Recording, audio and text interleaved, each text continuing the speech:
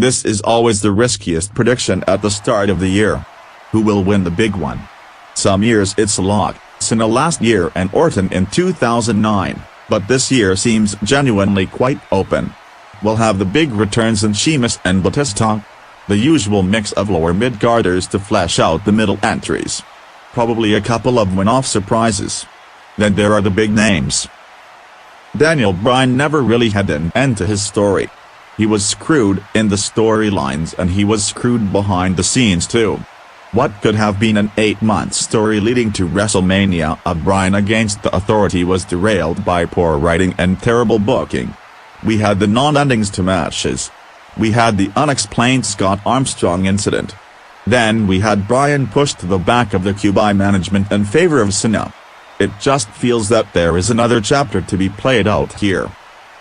Strong words that Batista will win, but I hope I'm right with this prediction because it will freshen up the Rumble and make it unpredictable again.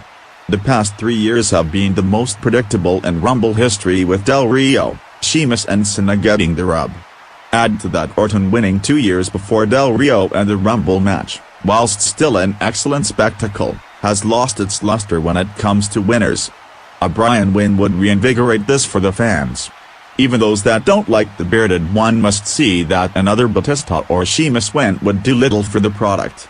Either way, Bryan is my pick and I'm sticking to it. There we go. My 10 predictions for the WWE this year. To be honest, if I get 50% right by this time next year, I'll be happy because these aren't just predictions, these things I want to see. The WWE, quite rightly, doesn't always give the fans exactly what they want. It would be boring. I hope they reward us some of the time though, and if I get to see a Jericho return, a Bryan Rumble win and Taker vs Lesnar, I'll be a happy man.